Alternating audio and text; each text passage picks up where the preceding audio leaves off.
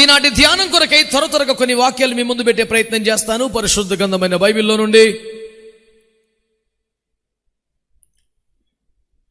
అపోస్తలుడైన పేతురు రాసిన మొదటి పత్రిక మొదటి అధ్యాయం. అపోస్తలుడైన పేతురు రాసిన మొదటి పత్రిక మొదటి అధ్యాయం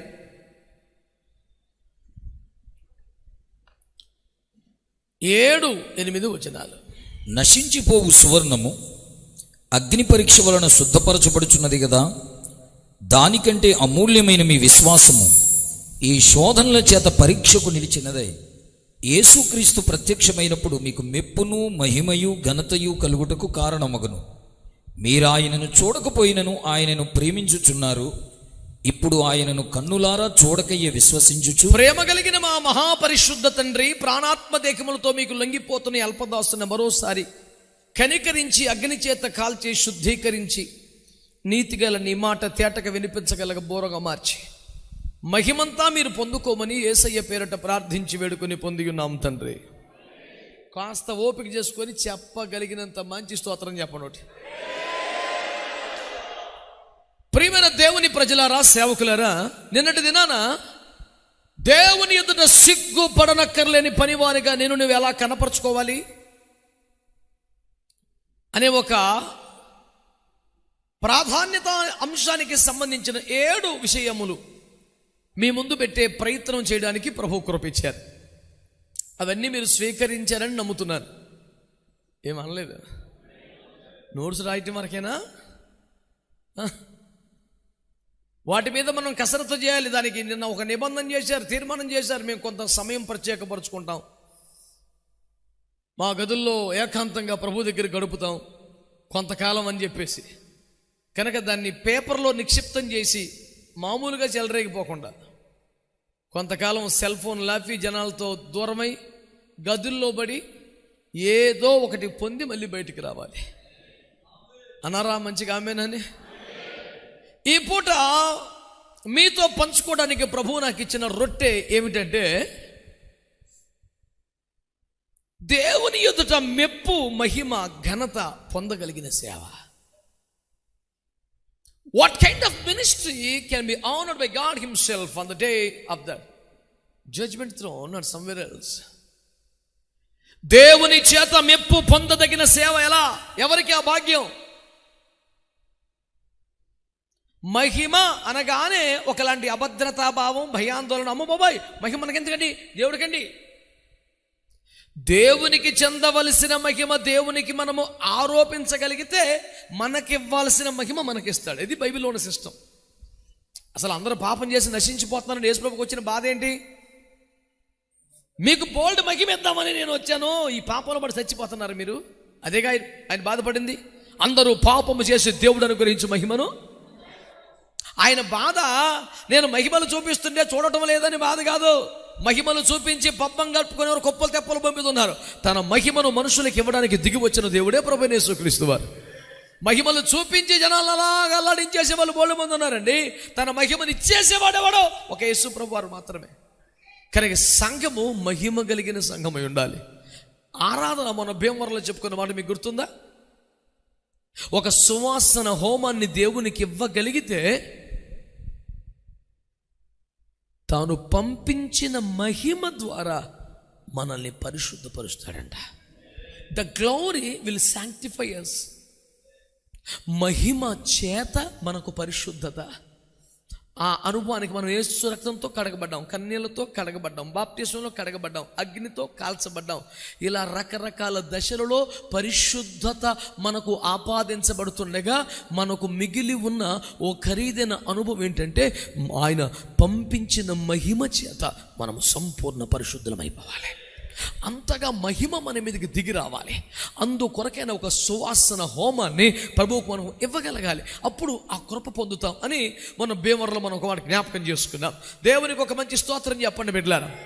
ఇప్పుడు అడుగుతాను ఏంటంటే, యేసు ప్రత్యక్షమైనప్పుడు అంట మనం ఏం పొందుతామంట? చెప్పాలి మంచిగా. మెప్పు, మహిమ, ఘనత.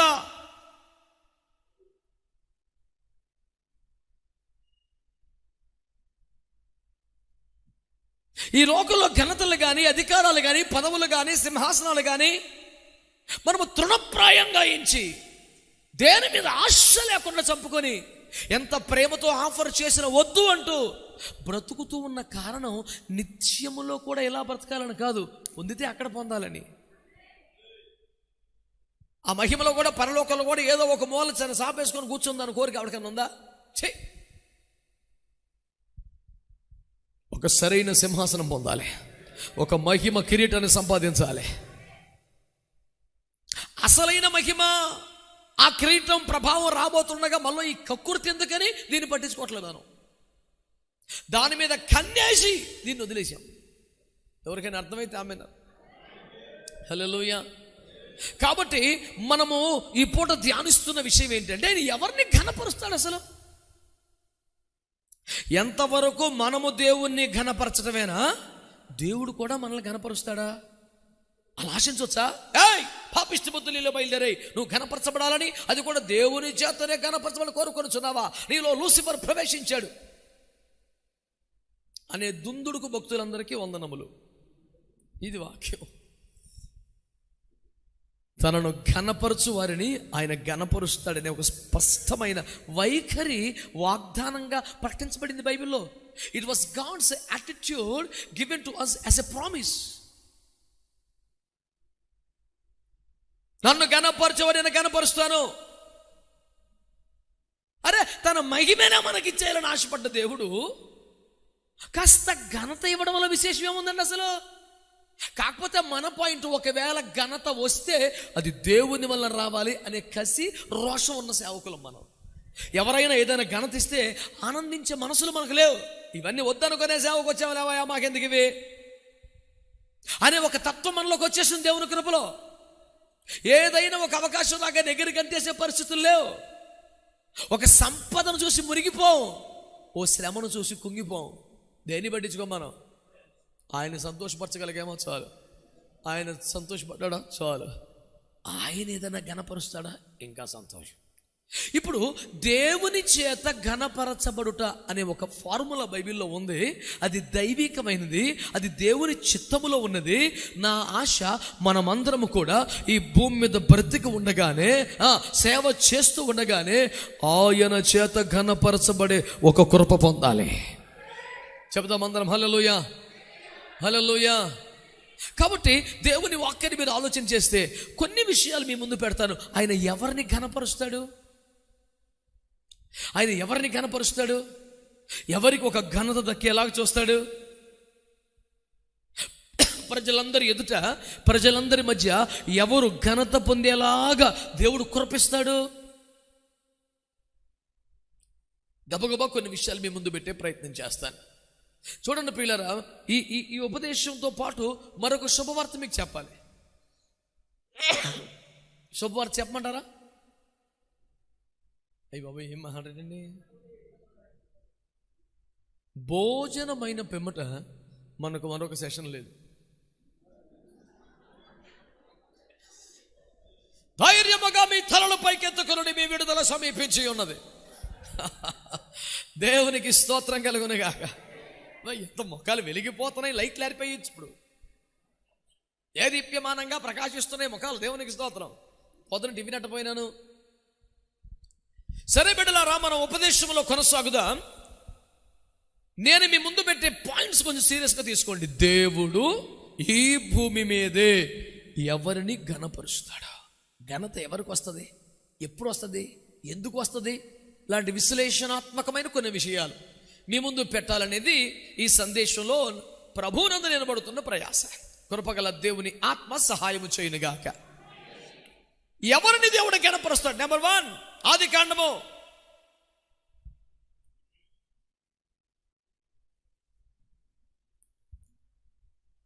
41 స్పీడ్గా చదివి పెట్టండి. 41వ అధ్యాయం. ఆదికాండము 41వ అధ్యాయం 40వ వచనం. నీవు నా ఇంటికి అధికారివై ఉండవలెను, నా ప్రజలందరూ నీకు విధేయులయ్యుందురు, సింహాసన విషయంలో మాత్రమే నేను నీకంటే పైవాడని ఉందునని యోసేపుతో 44. మరియు ఫరో యోసేపుతో, ఫరోను నేనే అయినను నీ సెలవు లేక ఐగుప్తు దేశమందంతటను ఏ మనుష్యుడును తన చేతినైనను కాలినైనను ఎత్తకూడదని చెప్పాను. ఎందుకని? 39వ అధ్యాయం 12. 39:12 బిడ్డ ఇక్కడ మైక్ లో చదువుతారు నాన్న. అప్పుడు ఆమె అతని వస్త్రం పట్టుకుని అతని వస్త్రం పట్టుకుని తనతో సైనింపమని చెప్పగా అతడు తన వస్త్రమును ఆమె చేతిలో విడిచిపెట్టి తప్పించుకుని బయటికి పారిపోయాడు. చేతనైనంత మంచి స్తోత్రం చెప్పండి ఒకసారి. హల్లెలూయా. మీరు రాసుకోవటం మానేసి ప్రశాంతంగా తలలు పైకి నా వైపు చూడగలిగితే ఒక మాట మీకు మనవి చేస్తాను ప్రియులారా.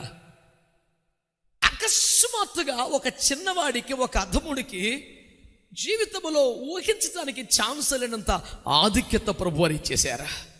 అతని ఇంటిలో చిన్నవాడు, అప్పటికి బెన్యామీన్ లేడు కాబట్టి మాటలు చెప్తున్నాను నేను. ఆ చిన్నవాడుగా ఉన్నప్పుడే తండ్రి చేత ప్రేమించబడ్డాడు, విచిత్ర పంగి అనుగ్రహించబడింది. దేవలోకములో ఉన్న పరమ తండ్రి అతనికి అద్భుతమైన భవిష్యత్తును దర్శనంలో చూపిస్తూ వచ్చేసాడు. ప్రతి క్షణము అతని మీద ఒక కృప ప్రత్యేకంగా ఉండేది. ఆ కృపలో భాగంగానే శ్రమలు వచ్చినాయి. ఆ కృపలో ఏర్పాట్లో భాగంగానే అన్నదమ్ములు త్రోసివేశారు, నీరు లేని బావిలో గెంటి వేశారు, ఒక వస్తువును పశువు నమ్మినట్టు సంతలో అమ్మేశారు. ఇంత తమ్ముణ్ణి, ఇంత దైవ ప్రియుణ్ణి, ఇంత దర్శనములు కలిగిన వాణ్ణి, తండ్రి చేత ప్రత్యేకముగా ప్రేమించబడ్డ వాణ్ణి, తండ్రి చేత విచిత్రపు అంగి పొందిన వాణ్ణి 20 రూపాయలకి అమ్మేసుకునే కర్కశత్వం వరకు అనుగ్రహించబడింది. అతడు బానిసగా మారిపోయాడు. ఆ ఇంట్లో కృపను బట్టి వర్ధిల్లుతూ ఉన్నాడు. ఆ ఇంట్లో పోతిఫరు భార్య ఈ యవనస్తుడి మీద, ఈ ఆరోగ్యవంతుడి మీద, ఈ బలవంతుడి మీద, ఈ సౌందర్యవంతుడి మీద కన్నేసి ఇతన్ని ఎలాగైనా నాశనం చేయాలని పథకం పన్ని లూసిఫర్ చేతిలో ఒక ఆయుధంగా మారిపోయి అతన్ని పట్టుకొని బలవంతం చేయటం ప్రారంభిస్తే పై వస్త్రమైనా పోగొట్టుకున్నాడు. జైలు పాలవడానికని ఇష్టపడ్డాడు. పరిశుద్ధతను మాత్రం చెప్పండి, పరిశుద్ధతను మాత్రం. తత్ఫలితం ఏంటి? ఉద్యోగం పోయింది. తత్ఫలితం ఏంటి?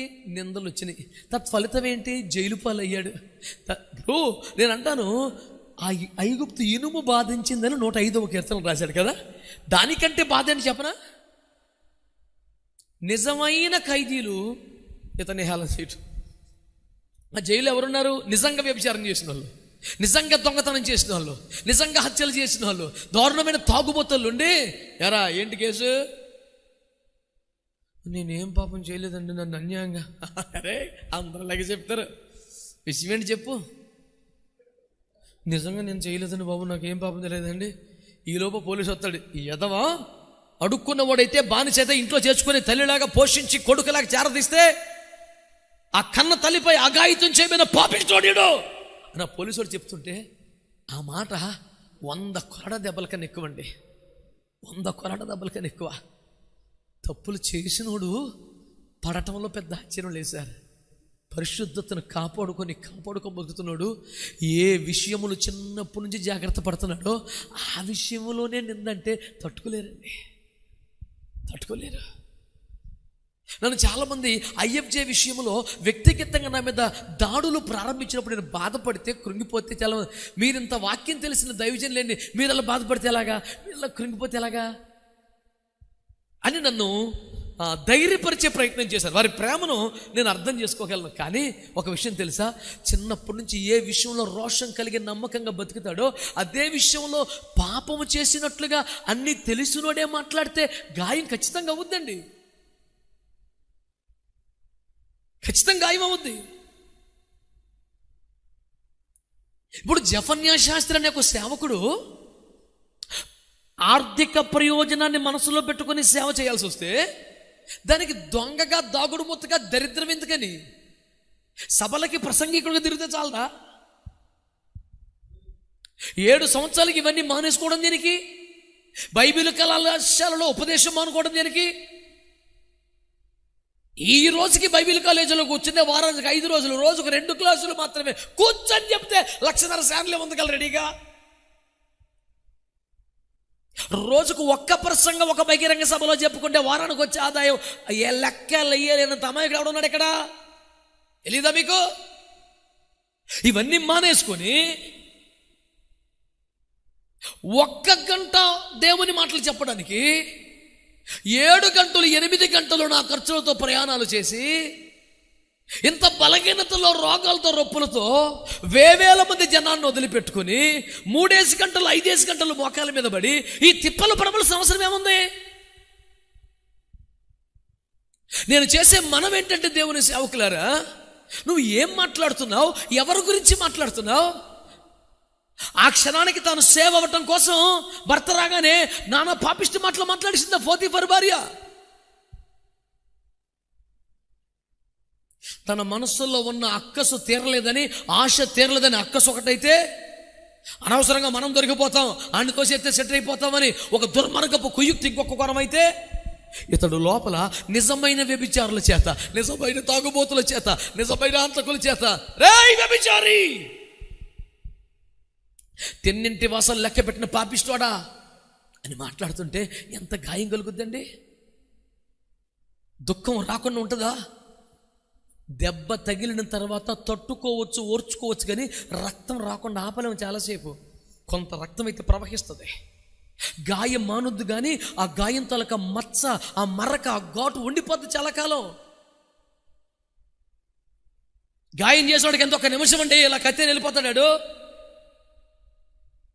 ఆ తర్వాత పాపిస్తోడు అనవసరం కొట్టారని ఫీల్ అయితే మాత్రం ఉపయోగం ఏముంది? నువ్వు అన్న మాట ఎట్టిపోయింది, నువ్వు చేసిన గాయం ఎట్టిపోయింది? ఆ సింపుల్గా సైతాన్ మొక్కంది పోతీఫర్ భార్య నెట్టేసి వెళ్ళిపోయింది అంతే. ఈనాటికి ప్రతి దైవజనుడికి, ప్రతి పరిశుద్ధుడికి, ప్రతి సేవకుడికి పోతీఫర్ భార్యల వంటి దుర్మార్గుల చేత ఇబ్బంది ఉంటుంది సేవలో. లైంగికమైన ప్రేరేపణ కావచ్చు, ఆర్థికపరమైన ప్రేరేపణ కావచ్చు, అవకాశాలు, పదవులు, ఘనతల ప్రేరేపణ కావచ్చు, ఏదో ఒక ఉచ్చులోకి లాగే ఒక దుర్మార్గ కుయుక్తి ఉంటుంది. ట్రై చేసింది అదే నింద మోపింది. ఇలాంటి దాష్టీకాల మధ్య కూడా ఏం కాపాడుకున్నాడండి? చెప్పాలి, ఏం కాపాడుకున్నాడు? చెప్పాలి, ఏం కాపాడుకున్నాడు?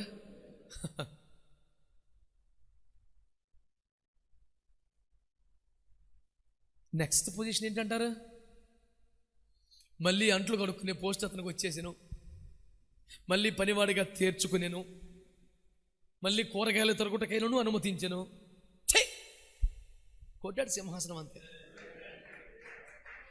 ఫరో అంటాడు, సింహాసన విషయంలో తప్ప ఏదో రబ్బర్ స్టాంప్, నేను మొత్తం నీదే రాజ్యం, మా ఇంటి వారిని కూడా నీవే ఏలుబడి చేయాలి, నీ సెలవు లేకుండా ఫరో ఇంట్లో కూడా ఎవడు చేయి పైకి ఎత్తకూడదు. అంటే పొరపాటున ఫరో గారి కొడుకు పొద్దున్నేసి లెక్కలంటే అరెస్ట్ చేసేయచ్చు. ఎందుకని? నువ్వు యోసేపు చెప్పకుండా చేయి ఎందుకు ఎత్తేవరా?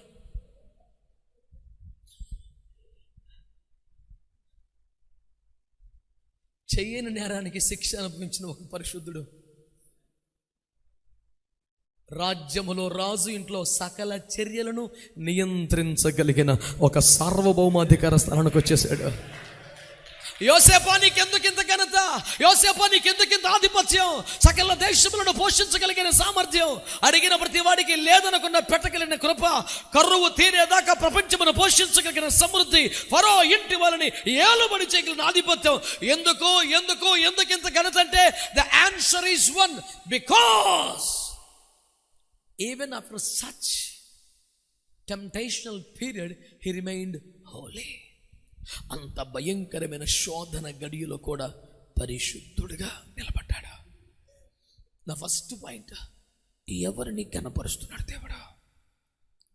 ఎవరిని ఘనపరుస్తున్నాడు దేవుడు? తెలివైన వారినా, మేధావులనా, జిత్తుల మరి నక్కలనా? కాదా, పరిశుద్ధులను ఆయన ఘనపరుస్తున్నాడు. పరిశుద్ధులను. నేను అంటాను, కోల్పోతే ఏమన్నా కోల్పో, ఒకటి కాపాడుకో. ఏంటి దాని పేరు? ఏంటి దాని పేరు? కాస్త ఆశగా చెప్పండి, ఏంటి దాని పేరు? మనము ఆబగా, ఆర్తిగా, కక్కుర్తిగా తినాల్సిన ఒక ప్రియమైన ఒక వంటకం లాగా భావించి చెప్పండి, దాని పేరేంటి చెప్పండి? పరిశుద్ధతను కోరుకోవాలి, పరిశుద్ధతను ప్రేమించాలి, పరిశుద్ధత కోసం కలలు కనాలి, పరిశుద్ధత కోసం అర్రులు చాచాలి. ఎలాగైనా దాన్ని నేను సాధించాలి, ఎలాగైనా ఈ పరీక్ష పాస్ అవ్వాలి, ఇంకే పేపర్ అయినా ఫెయిల్ అవుతావేమో కానీ ఈ జోన్లో మాత్రం వీక్ అవ్వకూడదు అనే కసి నీకు రావాలి. ఇదిగో దేవుడు నీతో మాట్లాడుతున్నాడు. ఎవడికి ఆధిపత్యం, ఎవడికి ఘనత, ఎవడికి హెచ్చింపు? పరిశుద్ధులకే, పరిశుద్ధులకే, పరిశుద్ధులకే. ఆయన కొండ మీది ప్రసంగంలో కూడా, మొట్టమొదటి కొండ మీది ప్రసంగంలో కూడా ఆయన ఏం చెప్పాడు? ఏం చెప్పాడు ఆయన? నీ చెయ్యి అభ్యంతరపరిస్తే, నీ కాలు అభ్యంతరపరిస్తే నోరు తెరిచి చెప్పా గట్టిగా మాట, దమ్ముండాలి మాట్లాడటానికి. అల్లే అంటగా 24 గంటలు. నీ చెయ్యి అభ్యంతరపరిస్తే నీ కాలు అభ్యంతరపరిస్తే, నీ కన్ను అభ్యంతరపరిస్తే పోతే అవయవాలు పోయి అంగవైకల్యంతోనైనా చావాలి, కానీ పరిశుద్ధతను మాత్రం పోకూడదు. పరిశుద్ధతను పోకూడదు. పోతే అవయవాలైనా పోవాలి, కానీ పవిత్రత పోకూడదు. ఈ ప్రతిష్ట పోకూడదు, ఈ పరిశుద్ధత పోకూడదు, ఈ ప్రత్యేకత పోకూడదు, ఈ అభిషేకం పోకూడదు. ఈ రోషము ప్రతి వారిలో నిశ్చయముగా దేవుడు నింపునుగాక. ఎవరికి ఘనత? స్వరం ఎత్తి కేకలు వేసి చెప్పండి, ఎవరికి ఘనత? ఇంకొంచెం గట్టిగా, ఇంకొంచెం గట్టిగా. నీవు పరిశుద్ధతను కాపాడుకుంటే నీకు కూడా ఏమి రాబోతుంది? చెప్పండి గట్టిగా. మీకు ఒక సీక్రెట్ చెప్పనా? ఇంత బాధ పెట్టింది కాబట్టి 44 భార్య చచ్చిపోయిందా? దానికేమైనా కుష్ఠరోగం వచ్చిందా? ఏడు చచ్చిపోయిందా? పురుగులు పడి చచ్చిందా? మనల్ని హింసలు పెట్టిన వాళ్ళు, బాధలు పెట్టిన వాళ్ళు చావటం దేవుని ప్రణాళిక కాదు. ఆడి బతికి దేవుని కృపలో మనం వర్ధిల్లటం కల్లారా చూడాలి. ఆడి సత్య అట చూస్తాడు. నిన్ను బాధ పెట్టిన వాళ్ళందరూ నిక్షేపంగా బతకాలి. నిన్ను తూట్లు గుండెలు పొడిచిన వాళ్ళందరూ హాయిగా బతకాలి. అది దేవుని ప్రణాళిక. నీకు అది నచ్చితేనే సెట్ అవుతుంది పని.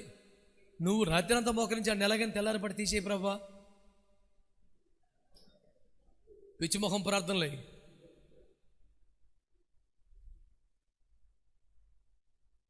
యేసుప్రభు స్టైల్ ఏంటి తెలుసా? శత్రువు ఎదుట మనకు భోజనం పెడతాడు. గదిలో తలుపులేసుకుని తింటే మజా లేదు, ఆడు ముందే తినాలా. స్తోత్రం చెప్పు గట్టిగా. హల్లెలూయా.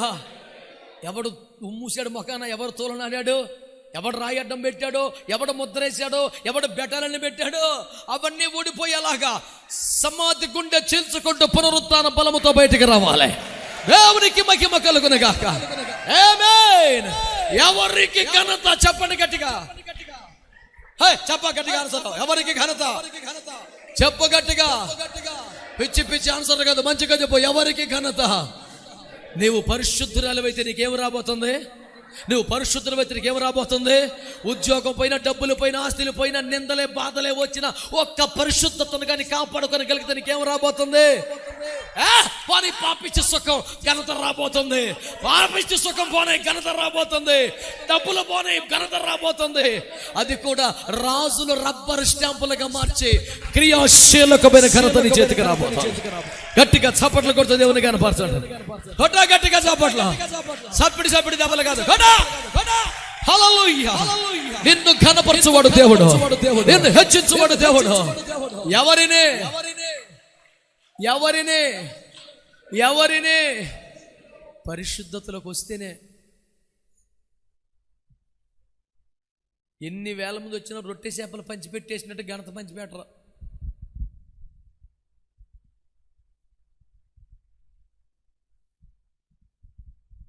It is only for holy people.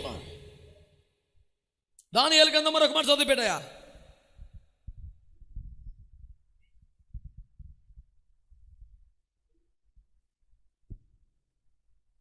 దానియేలు గ్రంథం 2వ అధ్యాయం 48. అప్పుడు రాజు దానియేలును బహుగా హెచ్చించి అనేక గొప్ప దానములిచ్చి అతనిని బబులోను సంస్థానమంతటి మీద అధిపతినిగాను, బబులోను జ్ఞానులందరిలో ప్రధానునిగాను నియమించెను. స్తోత్రం చెప్తారా? బబులోను జ్ఞానులందరి మీద, బబులోను సంస్థానం అంతటి మీద ఇప్పుడు ఎవరు ప్రధానిగా నియమించబడ్డారు? చెప్పాలి గట్టిగా. ఎందుకంటారా? కేవలం కళ చెప్పినందుకేనా? దానికి ముందు ఇంకొక పాయింట్ ఉంది. ఏంటి తెలుసా? ఇంత ముద్ద అన్నం పెడితే కూడా దీని వలన నా పవిత్రత పోతదేమో, అపవిత్రత కలుగుద్దేమో అని పరిశుద్ధతను ప్రామాణికంగా తీసుకొని అన్నపానముల విషయంలో జాగ్రత్త పడిన ఒక అద్భుతమైనటువంటి దానియేలును బట్టి అందరూ స్తోత్రం చెప్పండి గట్టిగా. చెప్పాలి గట్టిగా. హల్లెలూయా.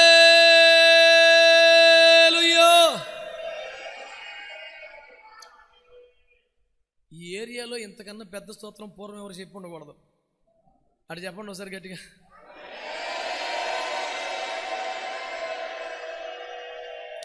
మీకు కొన్ని అద్భుతాలు జరగట్లేదని మా ఊర్లో ఒక పెద్ద ఆయన ఉంటాడు, అద్భుతాలు ఏమి లేదని చెప్తాడు పెద్దాక, తెలుసా మీకు? కానీ ఇప్పుడే పుట్టిన బాలుడు మన మధ్యలోకి రావటం అంటే అద్భుతం కాదా? మీకు అద్భుతాలు తెలియదు. దైవజనులు శామ్యుల్ జ్యోతి అన్న గారికి జన్మదిన శుభాకాంక్షలు తెలియజేస్తున్నాను. Thanks for coming, wish you happy birthday, many more happy returns of the day. ఇవాళ జన్మించారు, జన్మదిన వేడుకలు ఉన్నాయి. ఆ వేడుకలను పక్కన పెట్టి కూడికలోకి వచ్చారు. మీకు కనీసం స్తోత్రం చెప్పాలని పేరే వస్తారు ఇంకా. కొన్ని వాళ్ళు ఆలోచించి రేపు రిసెప్షన్లో చెప్తారా? ఇవ్వాలే కోటం చేతులెత్తి చెప్పండి గట్టిగా, హల్లెలూయా హల్లెలూయా. నాకు పెద్ద పెద్ద విశేషాలు ఏం తెలియదు, కానీ చిన్న చిన్న రాస్తుంటాను కవితలు. ఇందాక కూర్చొని అయ్యగారు మాట్లాడుతుంటే చిన్న టైప్ చేశాను, ఆయన మీద చిన్న కవిత రాశాను. లాస్ట్లో వినిపిస్తాను, ఇప్పుడప్పుడే కదా. స్తోత్రం చెప్పండి, హల్లెలూయా. కవి హృదయం ఎప్పుడు కూడా పేపర్ మీద పడితే కొంచెం ప్రశాంతి పడుతుంది, లేకపోతే అది బడబాగ్ని వలె మండిపోతూ ఉంటుంది. ఆ 4 అక్షరాలు పేపర్ మీద పెట్టేస్తే తేలికైపోతుంది ప్రాణం. అయ్యగారు మాటలు ఆలకిస్తూనే మధ్యలో వింటూ టప్ టప్ టప్ ఒక లైన్ కొట్టేశాను, అదని పెట్టించాను. ఆనందం చూద్దాం. స్తోత్రం. ఏమంటే అలా చూస్తారు? స్తోత్రం చెప్పొచ్చు కదా. ఒక ముద్ద అన్నం పెడితే ఆమేన్ హల్లెలూయా అని తినేశాడా? స్వరాజ్యము పోయినను, స్వదేశము పోయినను, స్వజనులు పోయినను, మాంసం మాత్రము దక్కెను దేవానికి స్తోత్రము. ఎంత కృపగలవాడు! ఏ దేశమెగినా ఎందుకు అలడిన ముక్కలు మాత్రము దూరం నుంచి వాడా. దరిద్రం పాడుగాను. ఇది తింటే చిన్నప్పటి నుంచి కాపాడుకున్న నా పవిత్రత ఏమైపోద్దో. ఒక ముద్ద తినాలంటే కూడా మైండ్లోకి వచ్చేది ఏంటి? పరిశుద్ధతే. ఒక పదార్థం పుచ్చుకోవాలంటే మైండ్లోకి వచ్చేది ఏంటి? అన్నపానముల విషయములో కూడా పరిశుద్ధతనే ప్రామాణికంగా పెట్టుకున్న ఒక దైవజనుడు ఉన్నాడు. అతను ఎక్కడ హెచ్చించబడుతున్నాడు? విగ్రహ ఆరాధన రాజ్యములో, శత్రు రాజ్యములో. కనీసం వీళ్ళ దేవుని పేర్లు పెట్టుకున్నందుకు ఆ పేర్లతో పలకటానికి కూడా ఇష్టం లేక వీళ్ళకి వేరే పేర్లు పెట్టుకున్నా అంత యెహోవా దేవుని వ్యతిరేకి ఒకడు మాట్లాడుతున్నాడు. ఇప్పుడు ఏమని? నేను ఏదో అలా ఉంటాను కానండి, మొత్తం మీరే. ఈ సంస్థానము మీద, జ్ఞానుల మీద, అన్నిటి మీద మీరే. ఇదే దానియేలుకి 7వ అధ్యాయంలో యేసయ్య చెప్పింది ఏంటి తెలుసా? దానియేల్, నువ్వు చూస్తున్నావే ఈ గ్రేకుల రాజ్యం, ఈ మాదీయ పారసిక రాజ్యం, ఈ అశ్షూరియ రాజ్యం అన్ని చెప్పి ఇవి జరిగిన తర్వాత మహోన్నతిని పరిశుద్ధులు రాజ్యాధికారము పొందబోతున్నారా? విశ్వాసంతో కొట్టండి గట్టిగా వస్తారు సప్పట్లో. Who is going to rule this world? ఈ ప్రపంచాన్ని ఏలబోతున్న వాడు ఎవడు తెలుసా? తెలివైన వాడు కాదు, చమత్కారం కలిగిన వాడు కాదు, వాక్చాతుర్యం కలిగిన వాడు కాదు, జనాన్ని మ్యానిపులేట్ చేసి తిప్పగలిగిన వాడు కాదు, కాదు, కాదు. మహోన్నతిని పరిశుద్ధులు రాజ్యాధికారం పొందబోతున్నారు. నీ తలను పైకెత్తేది, నీకు ఒక రేంజ్ ఇచ్చేది నీ పరిశుద్ధత తప్ప నీ టాలెంట్ కాదు, ఎప్పటికీ కాదు. అదొక్కటి కాపాడుకోకుండా నీకు ఎన్ని తలాంతులు కొమ్మరించి బతుకు దరిద్రం గడితే ఉమ్మేస్తారు జనం. నువ్వు ఎన్ని తిప్పలు పడి స్టేజి మీద అంత అలిసిపోయి నీకు గౌరవం రాదు. నువ్వు పనికి మాలి పనివాడు చేసేసి నీ ఇంటికాడ రహస్య బతుకంత పాపిష్టి బతుకు అయ్యి ఇక్కడికి వచ్చేసి సెలరైపోతున్నావు అనుకో. ఆహా ఊహని ఎవడండో చూడు, సిగ్గులేనాడు, పనికి మాలి ఎట్ట మాట్లాడుతున్నాడు అంటారా? పరిశుద్ధతను గురించి మాట్లాడితే ఘనత రాదు, పరిశుద్ధంగా ఉంటే వస్తుంది. చెప్పండి స్తోత్రం అని, చెప్పండి స్తోత్రం అని. ఎవరిని దేవుడు ఘనపరచబోతున్నాడు చెప్పండి గట్టిగా. మనకు ఘనత ఎప్పుడు రాసి పెట్టి వస్తుంది చెప్పండి గట్టిగా. పరిశుద్ధత.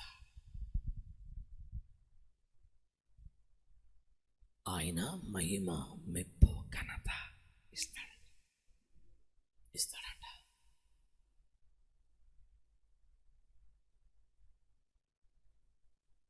సుదీర్ఘంగా మాట్లాడే సమయం ఇక లేదు, పరిగెడదాం బిడ్డలారా. మరొక మాట, ఎవరిని కనపరుస్తున్నాడో రెండవది చూడండి స్పీడ్గా.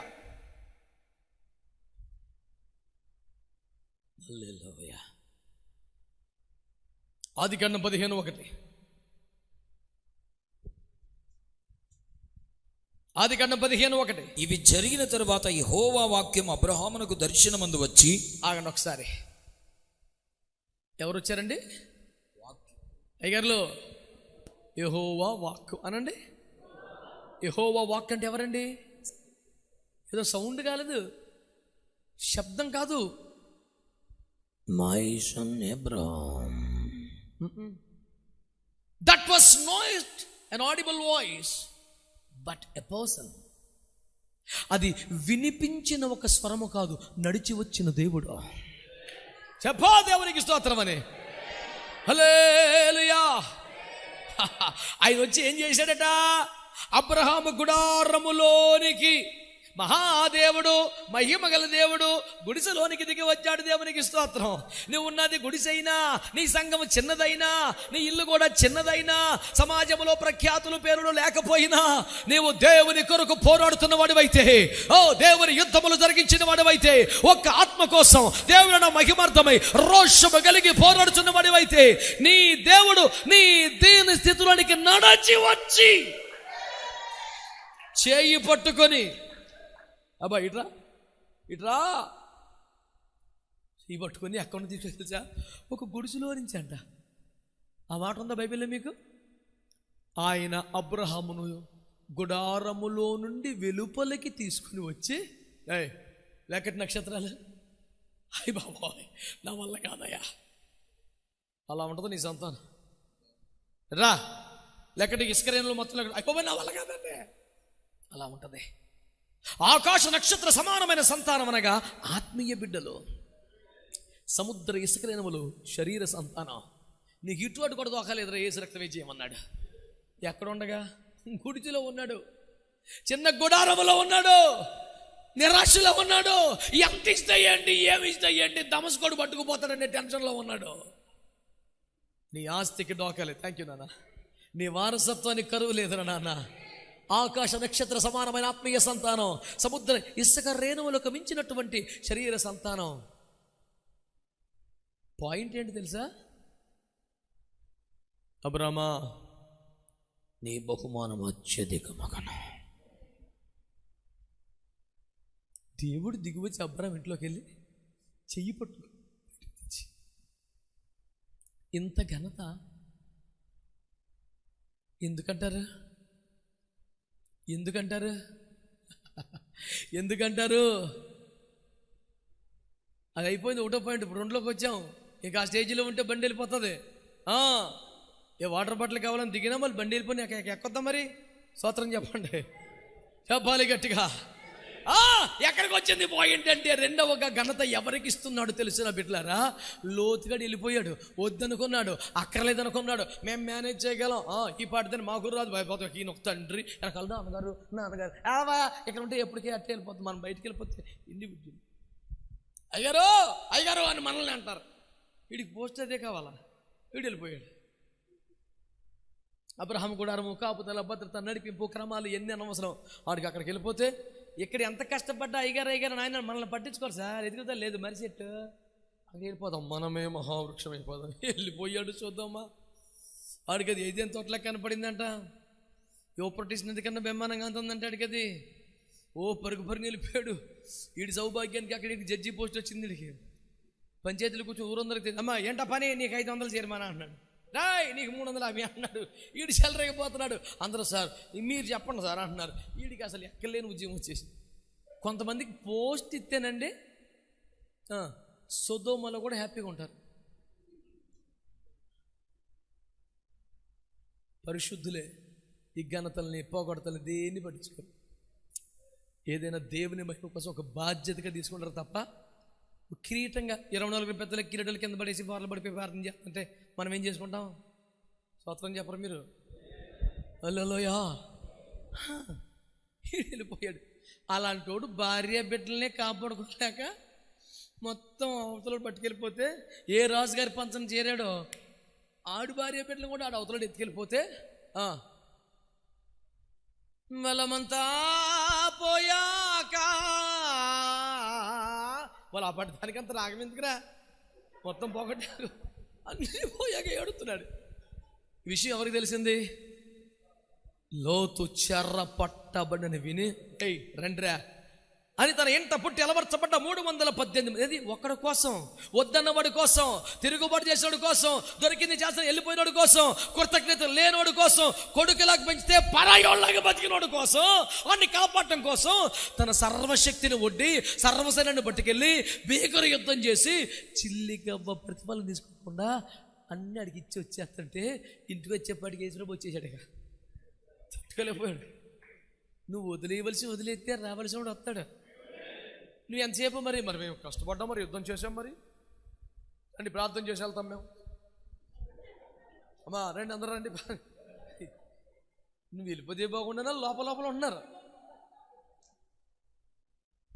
ఇక వెళ్ళిరా అన్నట్టుగా లోపల ఉన్నారు. అమ్మా రండి ప్రార్థన చేయాలి, వెళ్ళండి ప్రార్థన చేస్తానండి. ఎందుకు ఇన్నిసార్లు కేకెత్తనావు? యుద్ధం చేశాం కదా మరి సామాగ్రి. హల్లెలూయా. చిచ్చి అనుకోగలిగితే యేసుప్రభు వస్తాడు నీ గొప్ప. ఆ సొదొమరాజు ఇచ్చిన సందట్టుకొని ఏం బతుకుతావు బాబు? నీ కొంపలోకి ఎవరు రావాలా? నీ కొంపలోకి ఎవరు రావాలా? నీ గుడిసెలోకి ఎవరు రావాలా?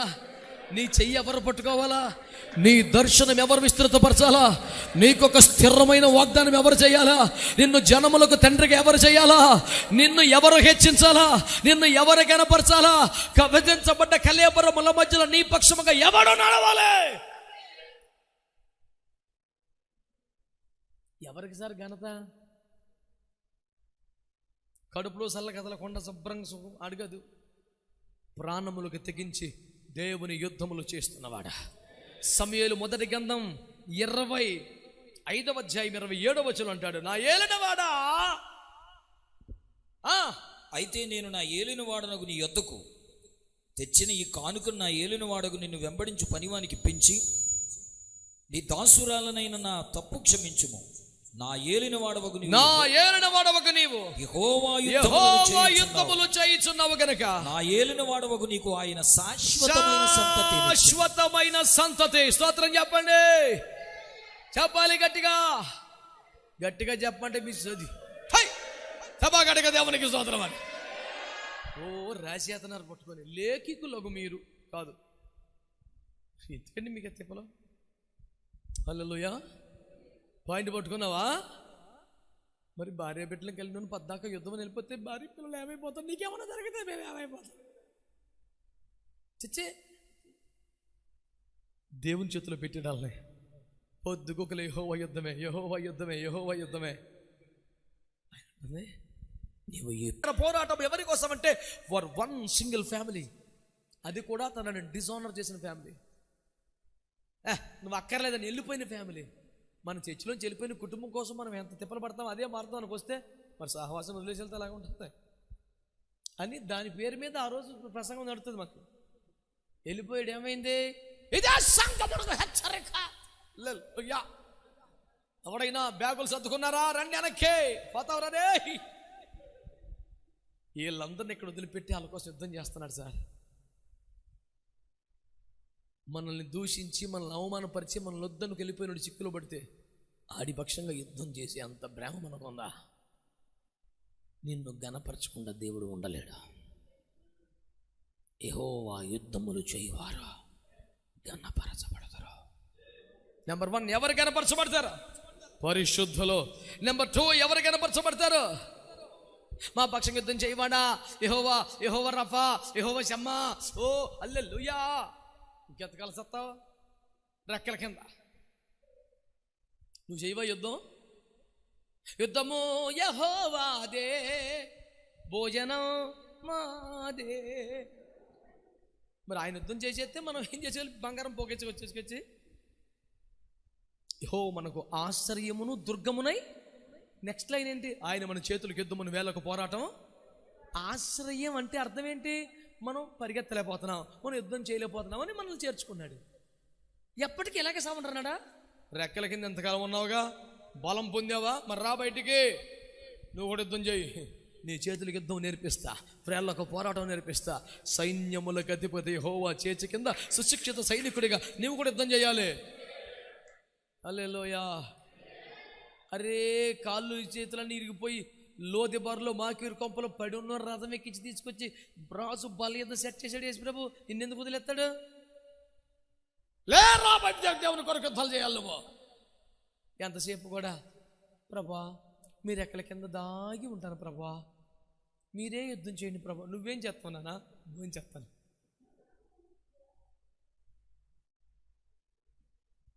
తమ కొరకు యెహోవా యుద్ధములు చేస్తే తినిపడి వేసుకునే రకమా? యెహోవా యుద్ధములు నువ్వు చేయుటకు నడుము కట్టుకునే రహ్మా. ఆలోచన చేయి. బలహీనులు, వృద్ధులు, స్త్రీలు, పిల్లలు కాపాడబడుతూ ఉండాలి. 20 ఏండ్లు మొదలుకొని పై ప్రాయం కలిగిన పురుషులు యెహోవా సేనగా బయలుదేరాలి. మరి ఎప్పుడు డిఫెన్స్ సెంచరీ ఎప్పుడు కొడతావురా లైఫ్లో? 50 ఓవర్లో ఇదే పని. సెహ్వాగ్ ఎందుకు క్లిక్ అయిపోయాడు? ఎవడో మర్చిపోలేకపోతున్నాడు. ఆట మానేసి 10 ఏళ్ళు అయిపోయినా. ఎందుకని? ఆడికి ఇంక ఈ పూట ఉండదు. మొత్తం రేవే. ఎప్పుడు అసలు క్రికెట్లు తెలియనండి పేసేటారు చూడు. మ్యాచ్లు చూసి వెళ్ళిపోయిన వాళ్ళే కదా. స్తోత్రం చెప్పండి. హల్లెలూయా. ఆడికి ఇంకేం కచ్చేపు ఒక ఓవర్ నిదానంగా ఆడవాలను. పవర్ ప్లే వచ్చును. అప్పుడు అచ్చి దిగటమే పట్టమని వెళ్ళిపోవాలి. చివరికి 99లో పెట్టుకొని బ్యాట్ తీసినేసే దమ్మున్నవాడు ఒకటి మర్చిపోలేకపోతున్నాడు. వీడి ఫుట్ వర్క్ సూపరు, ఆడ జడ్జిమెంట్ సూపరు, ఆ డెసిషన్ సూపరు. కానీ అంతకన్నా ఈడు సూపరు. ఎందుకని? ఓపెనింగే రేవెట్టేస్తాడు. దమ్ముండాలి సార్. అది స్తోత్రం చెప్పండి. మనము भाई देखना और थोड़ा बहुत सोचना पड़ता है. अचानक कैसे जाते हैं? ఎలా ప్యాడ్లు కట్టుకొని హెల్మెట్ అన్ని కట్టుకొని గాలి చెత్తబెట్టే ఆడకాడ మొత్తం చుట్టుకొచ్చావుగా. ఇన్ని చుట్టుకొని వచ్చి కూడా మరి మేము కొంచెం సేపు తినేస్తున్నాం ఓవర్లన్నీ. ఎలా ఇంకొని పెట్టుకుంటాం మేము. 50 ఓవర్లు చూసి ఓపిక 20 ఓవర్లు తేల్చేయాలి. దిగటమే రేవెట్టేయాలి. ఇంకా ఈ మధ్య ఒక 10 years అవుతుంది సేవకు వచ్చి. సిగ్గులే అప్పొచ్చారు. 10 ఏళ్ళు అయిపోయిందా? 10 మందిని కూడగట్టలేదు ఇంకానే. ఇంకా మళ్ళీ పిల్లలు ఎట్టేసావు. రెవరెండు లోతు గారిని ఏమన్నారండి? నానా ఈ ఊర్లో ఎవరు ఉన్నారు మనకి? అంటే అదే మరి అలాగా సిగ్గులేపొచ్చారు. మరి పోటుగాడు ఇన్ని తీర్పులు తెచ్చావు. 10 మందిని సంపాదించగలిగావా? 10 ఆత్మలు పోగేసుకున్నావా?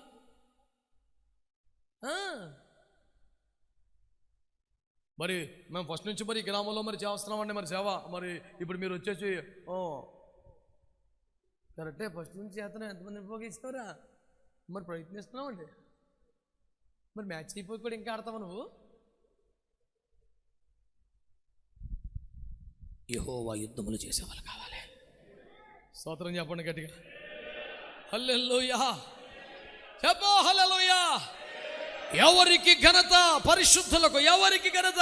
యెహోవా యుద్ధములు చేసేవారికి, పోరాడేవారికి.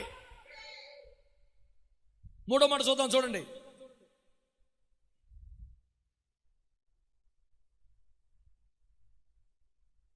కీర్తన 99:6. ఇక సమయం లేదు, పరిగెడదాం స్పీడ్గా. వివరణలు లేవు, అన్ని పాయింట్లు చెప్పేసి వెళ్ళిపోతాయి. ఆయన యాజకులలో మోషే అహరోనులుండిరి. ఓహో. ఆయన నామమును బట్టి ప్రార్థన చేయువారిలో సమూయేలు ఉండెను. అవును. మీరు కరెక్ట్గా చదివారా తప్పు చదివారా? చెప్పు. కరెక్ట్గా చదివిన అంటున్నాం కదా. మోషే యాజకత్వం ఎప్పుడు చేశాడు చెప్పు నాకు. మైకిలో చెప్పు. దేవుని స్తోత్రం. హల్లెలూయా. ఏమండి అయ్యారు? యాజకుడు ఎవరండి? మోషే నాయకుడు. అహరోను మరి ఇక్కడ తప్పు అయ్యాడు కదా. Eureka, I found mistake in Bible. అంత లేదు అక్కడ. అలా తప్పులు పెట్టుకుందాం. ఆనాడిమూర్తి గారు పాచకర్ అయిపోయాడు. దేవుని స్తోత్రం. బైబిల్ నేను చదివితే బైబిల్ నన్ను చదివేసింది అన్నాడు ఆయన. నాకు అర్థం కాక కొత్తలో ప్రభా చిన్న పొరపాట్లు ఉన్నాయి బైబిల్లో, ఎంతైనా సరే ప్రూఫ్ రీడింగ్ ఎడిటింగ్ నన్ను పెట్టుకుంటే ఎర్ర తీసేస్తానన్నా. అప్పుడు యేసు ప్రభు స్పష్టంగా చెప్పాడు, అందుకే నేను నెట్లేదు అన్నాడు. అదేంటి ప్రభా గాలి తీసేసామంటే మరి ఆ గాలి ఎందుకనే నీకు? నేను పంపుతానులే తూర్పు గాలి, అది వేసలేక నువ్వు. స్తోత్రం చెప్పండి. పాయింట్ ఏంటంటే పట్టుకో కరెక్ట్గా. ప్రభా గుడి అంతా కట్టనిచ్చి మోసేని బయటికి ఇంటేసి అహరోని యాజకుడికే పెట్టావు కదా. మోసే కూడా తాడట్టుకుని లాగితే బయట నుంచి లోపలికి వస్తా లైసెన్స్ లేకుండా చేసావు కదా. అహరోన్ అంటేనే యాజకుడు, యాజకుడు అంటే అహరోన్ కదా. ఆయన యాజకత్వము చేయి వారిలో అహరోన్ అంటున్నాం. ఇది కొంచెం అప్పుడు యేసులో అన్నాడు యాజకత్వం అంటే ఏంట్రా అన్నాడు. ఏముందండి పాపిస్టోడికిను పరిశుద్ధపరిచే దేవుడికి మధ్యలో తిప్పలు పడతామే కదా అన్నాడు. మరి ఆ పని మోసే కన్నా ఎవడు బాగా చేశాడు రా అన్నాడు. మొబ్బిడిపోయింది నాకు. మీకు అర్థమైందా? అహరోను కదా యాజకుడు అని నా భావన. యాజకుని పోస్ట్లోకి వచ్చిన వాడు అహరోను కానీ ఆరంభం నుండి యాజకత్వం చేస్తున్నవాడు మోషే. యాజకుడు అంటే ఏంటి? పాపం చేసిన మనిషికి పరిశుద్ధ దేవునికి మధ్యలో నిలబడటం కదా. వీడి పాపానికి ప్రాయశ్చిత్తం బలి అర్పణ చేయటం, ఈ నిప్పులు పట్టుకెళ్ళి దోపవేద మీద వేయటం, ఈ రక్తం పట్టుకెళ్ళి పాపిస్తోడి శివురి మీద వేయటం, ఈ రక్తం పట్టుకెళ్ళి ఆ కరుణాపీఠం మీద వేయటం, 4 రకాల దవ్యాలు పట్టుకెళ్ళి నిప్పుల మీద అక్కడ వేయటం, ఈ లోపు నూనె తగ్గిపోతే అటు చూసుకోవటం, ఈరోజు అగ్గారిపోతే అక్కడ కట్టలేసుకోవటం. ఈ పాపిస్తోడు మొత్తం నుంచొని చూస్తుంటాడు. నేను భాషగారం కావాలదా? ఇక కంగారేంట్రా అంటే ఇంక చిన్న కమిట్మెంట్ ఉందా నాకు? ఎన్ని ధైర్యం ఏంటి? ఇంకో గొర్రె పొలం ఇంటికాడ. పాపిస్తోడికి ఎంత పోజు అనుకున్నావు? ఆడుకున్న పోజు ఆడుకుండదు. అడిగేంటి ధైర్యం? ఇంకా 4 గొర్రె పిల్లలు ఉన్నాయి, ఇంకో 4 జీవితాలు నాశనం చేసేయచ్చు, పర్లేదు. నువ్వు ఉన్నది ఎందుకై? మరి ఏదైనా తప్పు జరిగితే చేస్తా కదా ప్రాయశ్చిత్తం. ఆడుకున్న వయసు ఆడుకున్నది పాపిస్తోడాడు. ఈ యాజకుడేమో ఈ నిప్పారిపోద్దాం అంటే ఎటు పరిగెడతాడు, ఇటు కట్లు వేయాలా, అటు నూనె పోయాలా, దాని మీద పొడి వేయాలా, ఈ రక్తం ఆడి మీద వేయాలా. ఎన్ని సావులు? పాపిష్టోడికి పరిశుద్ధుడికి మధ్యలో పరుగులు ఎడుతూ నలిగిపోతున్నవాడు యాజకుడు. ఈ పని మోషే కన్నా ఉత్తమంగా ఎవరు చేయలేకపోయారు. అందుకనే యాజకత్వంలో మోషే ఉన్నాడు. ఆమేనండి. 3,000 మందిని చంపినటువంటి ఆ భయంకరమైనటువంటి ఉగ్రత కాలాన 106వ కీర్తన 23వ వచనంలో చెప్పాడు, ఆ రాత్రంతా మోషే యెహోవా సన్నిధిని నిలబడి వారికి అడ్డుపడిన. ఆ రాత్రి అంతా నువ్వు జరగాల్సి చంపేస్తానన్నాడు యేసు ప్రభు. అయ్యా ప్లీజ్ అయ్యా ప్లీజ్ అయ్యా ఒకసారి అయ్యా ఆ రాత్రంతా అడ్డుపట్టమే. దాని పేరు యాజకత్వం. నూతన నిబంధనలో ప్రతి విశ్వాసం కూడా నూతన నిబంధనలు అందరూ యాజకులు అంటే ఏంటో చేజెక్కేత్తమా? యాజకత్వం అంటే అడ్డుపడటం, దేవుని కోపానికి ఎదురెళ్ళడం, దేవుని ఉగ్రతను చల్లార్చడం. అది కదా యాజకత్వం. ఈ పని మోషే కన్నా టాప్ ఎవరైనా చేశారా? ఆ పని మోషే ఎలా చేశాడు? కేవలం విజ్ఞాపన ప్రార్థనతో. అందుకనే ఆ పేరుకి జాయింట్గా ఎవరి పేరు పెట్టాడు? శామ్యూయల్. ఆయన నామమును బట్టి ప్రార్థన చేయవారు ఎవరుండెను చెప్పండి. మరి షేతు ఎనోషు పుట్టినప్పుడు యెహోవా నామమున ఎనోషు చేశాడా? ఇలా చూడండి, ఎనోషు చేశాడా? అది అప్పుడే పుట్టాడు. చేసింది ఎవరో? అది అందరూ ఎనోషు పుట్టినప్పుడు చేశారు. చేసింది ఎవరండి? అప్పుడు నుంచి ఉంది ప్రార్థన. హేబేల్ ప్రార్థన చేసింది అంతకన్నా ముందే. మాట్లాడరా మీరు? నోవహు ప్రార్థించిన వాడు కాదా? హనోకు దేవునితో నడిచిన వాడు కాదా? పోనీకి బీభత్సంగా చెప్పుకోవాలంటే ఏమండి, మోషే ప్రార్థన తక్కువదా? అబ్రాం విజ్ఞాపన తక్కువదా? ఇలాంటి బేభత్సమైన వాళ్ళందరూ వదిలిపెట్టి, ఏలియా లాంటి వాళ్ళు వదిలిపెట్టి ఆయన నామమును బట్టి ప్రార్థన చేయవారిలో సమూయేలు ఉండేను. మోషే ఏమయ్యను, ఏలియా ఏమయ్యను, వాళ్ళందరూ మరువబడిరి అందామా? ఆ పాయింట్ మీద కూడా చిన్న ప్రార్థన చేసుకున్నాను. ఏంటి ప్రభా ఇలా అందరూ ఉన్నారంటే అందరూ ప్రార్థన చేసిన వాళ్ళే, అందరూ ప్రార్థన పరులే. ఒక్కొక్కరికి ఒక్కొక్క పని ఉంది. ఎవరి పని వాళ్ళు చేస్తూ ప్రార్థనలు చేశారు. శామ్యూయలుకి ఇంకొక పని లేదు, ప్రార్థన చేయడం తప్ప. మీరు బాగా పరిశీలించండి బైబిల్లో. అతను విస్తృతమైన బాధ్యతలు ఏంటి చెప్పండి? ఎక్కువ సమయం ఏం చేయాలి ఏం చెప్పండి? మీరు బాలుడిగా ఉన్నప్పటి నుంచి చచ్చిపోయేదాకా మొత్తం లైఫ్ స్టడీ చేయండి 50 సార్లు. అత్యధిక సమయాలు ఏం చేస్తాడు? ఇంకేమి లేదా ఆయన మినిస్ట్రీ. ఒక్క సౌలుగాడు పడిపోతే మళ్ళీ అతని ప్లేస్ అతనికంటే బెటర్ రోడ్తో రీప్లేస్ అయ్యేదాకా ప్రార్థన మంతలేదు పెద్ద మనిషి. ప్రార్థన మనం చేస్తున్నాం, కానీ శామ్యూయల్ ప్రేరేంటి తెలుసా? ఇంక చాలే నాన్న లేగు అని దేవుడు అంటాడు. పరమగీత కన్యక శూలమితి ఆకాంక్షదే లేచుటకు ప్రేమగిస్తమగు వరకు లేపకయు కలత పరచకుందని నాకు ప్రమాణము చేయమని ఈ నామకార్థ క్రైస్తవ మోక మంద యెరూషలేము కుమార్తెలతో ప్రమాణం చేయించుకుంటుంది. తలక తినబాక నేను లేచుటకు ప్రేమకిష్టం. ప్రేమ అంటే ఏంటి? యేసయ్యా, గాడ్ ఈజ్ లవ్. లేచుటకు ప్రేమకిష్టం అవ్వాలంటే యేసు ప్రభువే నీకు సరేలే ఎల్లు అనేదాకా నేను ప్రేయర్లోంచి బయటికి రాను. నాకు మాటవా, నన్ను మధ్యలో పిలవనని చెప్పు అని ప్రమాణం చేయించుకొని మరి వెళుతోంది. ఈ రేంజ్ ఉన్నవాడు శామ్యూయల్.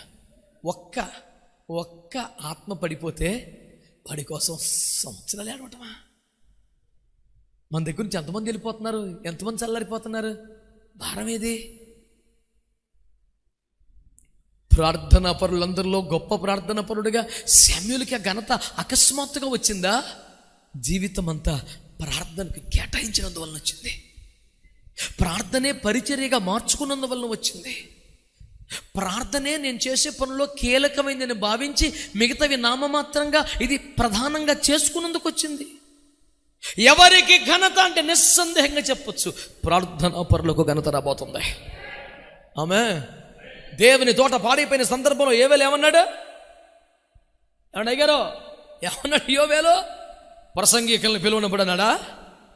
ప్రలాపించు వారిని పిలువడే. గట్టిగా స్తోత్రం చెప్పండి ఒకసారి. రోదన చేసేవారిని 15 సంవత్సరాల క్రితం నేను మాట ఓ సభలో ప్రవచనం ఎత్తి మాట్లాడితే, రాబో దినాల్లో ప్రసంగికులకి ఖాళీ, ప్రలాపించు వారే బిజీ అని చెబితే ఇన్నెవడో కేకెత్తలేదనుకుంటా ఇది మొదలెట్టాడు అన్నాడు ఒక పెద్ద దైవజనుడు. 15 years క్రితం చెప్పాను. సభలు లేక, సమావేశాలు లేక, ఎవడు కేక లేక, జూమ్లో కూడా ఇటు చెప్పి నేను ఈయనే చలిచిపోయి వీడి పరిస్థితి ఎలాగొని తెలుసు. ఇప్పుడు ప్రభు కృపలో ఈ రెఫరెన్స్, ఈ ప్రవచనం గుర్తొస్తుంది అడిగి. ఎవరికి ఘనత చెప్పండి గట్టిగా. మీకు సింపుల్ మాట చెప్పనా? దావీదు గారి తల్లి అనండి. పాపం ఏమన్నా ఫేమస్ మనిషా, ప్రఖ్యాత నొందిన స్త్రీయా, మహాప్రవక్తియా? ఎక్కడ అసలు ఆ పేరే లేదు 66 పుస్తకాల్లో. పేరు ప్రస్తావించుదొకైనా నోచుకున్న ఒక సాధారణ మహిళ. థియోలాజియన్స్లో, బుక్స్లో ఆమె పేరు పెద్దగా కనపడపోవచ్చు, కానీ ఒక విషయం మీద దావీదు ప్రార్థన చేశాడు. ఎంత ప్రార్థన చేసినా ఆన్సర్ వస్తలేదు. ప్రభువా, నీ కొరకు నేను ప్రయాసపడ్డాను, యుద్ధములు చేశాను, నైవేద్యములు జ్ఞాపకం చేసుకో, దహనములు జ్ఞాపకం చేసుకో, అసలు ఆన్సర్ రాట్లా. చివరికి అయ్యా నీ సేవకురాలి కుమారుని అన్నాడు. నా బిడ్డ పేరు చెప్పేది పోయి సర్లేపో అన్నాడు యేసు ప్రభు. కొట్టు స్తోత్రం ఒకసారి గట్టిగా. ఏ పాయింట్ మీద బయటపడ్డాడు దావీదు తెలుసా? వాళ్ళ అమ్మగారి పేరు చెప్పి, యుద్ధములు చేసిన వాడిని, చమత్కారంగా వాయించగలను, దయ్యములు వెళ్ళగొట్టినవని, యెహోవా యుద్ధములు జరిగించిన వాడిని ఈ ఫోటోలన్నీ చూపించాడు. ఆ పాయింట్ మీద వస్తలేదు. వాళ్ళ అమ్మగారు ఫోటో పంపించాడు. నీ సేవకురాలు కుమారున్నాయి అనగానే, సర్లే నా బిడ్డ పేరు చెప్పావు సర్లేపో అన్నాడు అంతే. ఆవిడ పేరు చెప్తా వెయిట్ ఏంటండి? ఆమె ఏం చేసిందండి? దేవునికి మహిమ. ఎక్కడ అరణ్యములు ఉండిపోయి గౌరవానికి నోచుకోకుండా, పెద్ద పెద్ద ఘనతలేమీ లేకుండా, ఆ 7 దక్కిన ఘనత ఈ పిల్లోడికి దక్కకపోతే ప్రశ్నించి దెబ్బలాడే ధైర్యం కూడా లేకుండా, అయ్యా నా కొడుకును కూడా వాడుకో, వాళ్ళ నాన్న పట్టించుకోవట్లేదయ్యా, అన్నయ్యలు ప్రేమించరయ్యా, అన్న ఎప్పుడు కనపడితే అప్పుడు కొడతారయ్యా, నువ్వే నా కొడుకుని చూసుకో అయ్యా, వెళ్ళి దెబ్బలాడి వాటా తెచ్చేంత దమ్ము నాకు లేదు బాబు, నన్ను ఇంటికి కూడా రానివ్వరు, అవుట్ హౌస్లో అడవిలో పెట్టారు నన్ను, సమాజంలో నా గుర్తింపు లేదు బాబు, నా కొడుకుని కాపాడుకో. ఒంటరిగా అడవిలో ఉన్న ఒక్క కొడుకు గొర్రెంకలిపోతే ఒంటరిగా ఏడవటం తప్ప తల్లికి ఏం తెలుసండి బాబు. ఆమె పేరు చెప్తే పరలోకంలో ఎక్కలేని గౌరవం వచ్చేసింది. ఎవరికి సార్ ఘనత? మాట్లాడరే, ఎవరికి సార్ ఘనత? హల్లెలూయా. అననీయ వంటి దైవజనుడు కూడా దుర్మార్గుడకు సౌలు దగ్గరికి వెళ్ళాల్సి వచ్చింది. కారణం ఏంటంటే, ఎల్లో అతడు ప్రార్థించుచున్నాడు. ప్రార్థన చేసేప్పటి చిన్న గౌరవం వచ్చేస్తుంది ఎవరికైనా. స్తోత్రం చెప్పరా మీరు? అమ్మవాడు చాలా దుర్మార్గుడు, వాడు ప్రార్థన చేసుకున్నాడు. వెళ్ళు. ఏంటి సార్, చిన్న ప్రార్థన చేశాడు. యాకో పెద్ద ఆత్మల భారము, కన్నీరు, పశ్చాత్తాపం ఇలాంటి ఏమీ లేని ఆపద బొక్కలు పడుతున్నాడు. చిన్న ప్రార్థన చేస్తే వెనకాలకి కత్తేసి కొత్తనాడు. ఎదరు దారితే వెళ్దాం, ఇక్కడ అడివి నిద్రట్టేసింది మనోడికి. ఏసీ రూములో మనం నిద్ర ఆడతలేదు కప్పుకున్నా, ఓ దుల్లేతనం అంటే. ప్రార్థన ఎంత సమాధానం, ఎంత నెమ్మదిస్తుంది. ప్రార్థన కొన్ని విలువ ఎంత గొప్పదండి. ఎవరికి ఘనత? ప్రార్థన పరులకే. స్తోత్రం చెప్పండి, చెప్పాలి గట్టిగా. హల్లెలూయా, హల్లెలూయా. ఇక సమయం లేదు కనుక ఈ 4 మాటలు వినండి అంతే. ఇది ఎక్స్ప్లెనేషన్ ఏం లేదు. మరి ఏం చేయమంటారు? టైం అయిపోయింది కదా. దుర్మార్గంగా కర్కశంగా సాలే ముగించా అనలేకపోయినా మనసులో చిన్న ప్రార్థన చేసుకుంటారుగా. ఈ దాసుడితో మాట్లాడయ్యా, ఎవరిని పట్టించుకోకుండా చెలరేకపోతున్నాడయ్యా, దర్శించిన ఆయన మీ రోదన యెహోవా సన్నిధికి చేరినది. హల్లెలూయా. ఇంకొక 2 గంటల కన్నా ఎక్కువ అన్ని మాట్లాడినా మనం ఈ సెమినార్లో అని ప్రభు మీతో అంటే ఏం చేస్తామండి? ఇంకా అప్పగించుకున్నాం కదండి. ఈసారికల్లా పోనేమండి. దేవునికి స్తోత్రం. ఏమి లేదు నాన్న, ఒక 4 పాయింట్లు రాసుకెళ్ళిపోదాం. దేవునికి స్తోత్రం. హల్లెలూయా. పో ఫటాఫట్ 4 minutes, only 4 minutes according to my watch. Alright. ఆ ప్రకారం కాదు, ఈ ప్రకారం. ఇది ఎప్పుడు ఆగిపోయింది.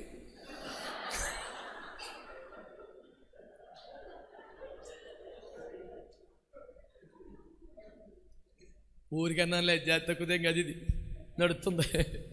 దేవునికి స్తోత్రం చెప్పండి. హల్లెలూయా. టమాటా బజబడి ఇంకో మాట చదువునా, పరిగెత్తో. నీ దగ్గర ఉంది స్పీడ్, ఇప్పుడు చదువు. ఆదికాండము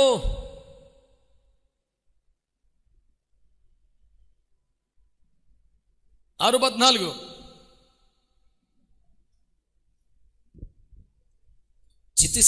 చితిసారకపు బ్రానుతో నీ కొరకు వాడను చేసుకొనుము. 9:1. మరియు దేవుడు నోవహును అతని కుమారులను ఆశీర్వదించి. స్తోత్రం చెప్పండి ఒకసారి, చెప్పండి ఒకసారి. హల్లెలూయా. ఈ తరము వారిలో నీవే నీతిమంతుడు, నిందారహితుడు, దేవునితో నడిచిన కృప పొందిన వాడవే. కాబట్టి ఏం చేయాలి? చితిసారపు మానుతో నువ్వు ఒక ఓడ చేసుకో. అబ్బా, ఇప్పుడు మళ్ళీ చెయ్యాలా? చెయ్యాలి. 500 సంవత్సరాలు నీతిగా బతికాను కదా, అయినా చెయ్యాలి. నాకు ఎవరు సహకారాలకు ఇస్తున్నావు? ఎవరు లేరు. నాకు ఎన్ని డబ్బులు ఇస్తున్నావు? ఎవరు లేదు. మరి అంత ప్రయాసపడాలా? పడాలి. అంత ప్రయాసపడి 100 సంవత్సరాలు ఒంటరిగా తెప్పడిపడి ఓడ కట్టినందుకు ఏం జరిగింది తెలుసా? ఎగతాళి చేసిన వాళ్ళు, దూషించిన వాళ్ళు, నమ్మిన వారందరూ శాశ్వతంగా తొలగిపోగా ఆ దుర్మార్గుల మధ్యలో బిక్కుబిక్కుమంటూ బతికిన ఒక కుటుంబం మొత్తం భూమికి మూల పురుషులుగా మారిపోయారు. ఒక్క కుటుంబమే నూతన సృష్టికి కారణమైపోయింది. అక్కడ మంచి మాట చెప్పనా మీకు? మీ వలన భయము, బెదురు మృగములకు పుట్టించేద్దాం. పెద్ద పులి, సింహం ఎదురుకుండా వస్తుంది. నోవహం చూడగానే ఓకే, ఐఎమ్ గోయింగ్ బ్యాక్. నోవహను చూస్తేనంటే దీనికి భయం అవుతుందంట. నాకు ఆ పాయింట్ ఏమైనా ఇంట్రెస్టింగ్ ఉంటుంది. బెదురు. దేనికి బెదురు? నిన్ను చంపగలిగిన, నిన్ను చీల్చగలిగిన సింహము వంటి వారికి, పెద్ద పులుడు వంటి వారికి నీ వలన బెదురు పుట్టిస్తాడు దేవుడు. నిజానికి వాడి తత్వం, వాడి బలం నిన్ను ముక్కలు చేసేయచ్చుగా, నిన్ను చూస్తేనే భయం వాడికి. ఎవరికి రేంజ్? ఎవరు ప్రయాసపడుతున్నారా? రూపాయి సహకారం లేకపోయినా, ఇక్కడ పుల్లక్కడ పెట్టే దిక్కు లేకపోయినా, ఒంటరిగా తిప్పలపడవలసి వచ్చిన కుటుంబమే నలిగిపోతున్నా, సనగకుండా గొనగకుండా 100 సంవత్సరాల పాటు దేవుని పని కొరకు ప్రయాసపడుతున్న వారు ఎవరు ఉన్నారా? తమకేమీ లాభం లేకపోయినా దేవుని రాజ్యం కోసం ప్రయాసపడుతున్నారా? ప్రభువు కొరకు ప్రయాసపడుతున్న వారికి ఒక ఘనత రాబోతుంది. దేవునికి స్తోత్రం చెప్పండి గట్టిగా. తర్వాత సహించిన వారికి ఘనత అనండి. ఇంకసారి ఎక్కువ రెఫరెన్లు చెప్పండి సింపుల్గా. ఎవరికి? అహరోన్ అనండి. అనండ్రా. అహరోన్ అని రాసేస్తాం కాదు, చెప్పు ఏంటది? అది ఈయన గారి పోస్టింగ్ ఏంటి? నేను తినగా మాట్లాడాను, కంగారు నచ్చే చదువు కదా అంటే మీ వాడు బాగా మాట్లాడతాడు. నీవు అతనికి దేవుడిగా ఉంటావు, అతను నీకు ప్రవక్తగా ఉంటాడు. నువ్వు చెప్పాల్సిన వాడికి చెప్పేస్తాడు అన్నాడు. అఫీషియల్ స్పోక్స్మెన్, అధికార ప్రతినిధిగా, ప్రవక్తగా, ప్రాఫిట్గా పెట్టారు. ఇతను ఏదైనా ఉంటే ఇతనికి చెప్పాలా, ఇతను బయట చెప్పాలా. ఎక్కడ చెప్పనిచ్చాడు అహరోన్ని? పోస్టింగ్ వేయించాడు కానీ ఫరో ముందు మైక్ ఇచ్చాడా? ఇజ్రాయెల్ ముందు ఇచ్చాడా? గోషన్లో ఇచ్చాడా? ఎడార్లో ఇచ్చాడా? ఎక్కడ మనోడే మాట్లాడు. ఛాన్స్ ఎక్కడ తెచ్చాడు? రాను వెనకాలపడే పెద్ద నేను తగ్గించుకుని వెనకాల వస్తుంటే నాకు ఎప్పుడు ఇచ్చావరా మైక్ నువ్వు? దానికి నువ్వే ఫరో దగ్గర నువ్వే, వీళ్ళ దగ్గర నువ్వే, మరి కాపాడదారు మేము ఎందుకురా వెళ్ళు అని అనకుండా, ఇతరు మాట్లాడవలసిన అవసరం ఉండి పిలిచినా, మాట్లాడే అవకాశాలు పెద్దగా రాకపోయినా అసలు ఏం ఫీల్ అవ్వాలా, పట్టించుకోవాలా. చిన్న అసిస్టెంట్లాగా వెనకాల తిరిగిపోతున్నాడు. గుడి అంతా కట్టనిచ్చాడు. లోపలికి వెళ్ళిపోయి ఎడబడి చేయబోతున్నాడు మోసే. నువ్వు బయటికి వెళ్ళన్నాడు. నేనా బయటికి వెళ్తామా? మరి నీకెవరు ధూపం వేదురు, ఎర్చనాది కార్యక్రమాలు ఎవరు చేయదురు? కొండ మీదకి వచ్చి అన్ని చూసినవన్న నేను కదా. ఇవన్నీ నేను తప్ప ఎవరు బాగా చేయగలరు? నేను చేయించుకుంటాను, నువ్వు బయటికి వెళ్ళు. నేను వెళ్ళిపోతే ఇక్కడ ఎవడన్నా చేయడానికి ఆరోణ చేస్తాను. ఇప్పుడు అతి పరిశుద్ధ స్థలంలో కూడా ఎవరు వెళ్ళాలి? ఎవరు వెళ్ళక్కర్లేదు. బయట ఎవరి నుంచోవాలి? ఓరి బాబోయ్, మన ముఖ్యమంత్రి జగన్ గారి భాషలో లెక్కలు సెట్ చేయాలంటే యేసుప్రభు తర్వాతే. అంత బాగా లెక్క ఎవరు సెట్ చేయలేరు, ఇంక కుదరదు ఎవరికి. ఇన్ని సంవత్సరాలు మౌనముగా వెనక నడిచినటువంటి అహరోనికి మోషేకి మించిన ఆధిక్యత దొరికేసింది కదా, కాదంటారా? దేవుడి న్యాయం చేయడం మనకి మాట్లాడరేమండి. మామూలుగా లెక్కేసుకుంటే పేతురు కరెక్టా, యోహాను కరెక్టా?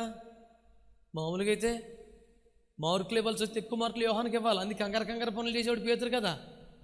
అయినా తాళం చేతులు గుత్తి పెద్దోడి చేతిలో పెడితే సర్లే ప్రభా నీ చిత్తమని సైలెంట్ కూరుకున్నాడు.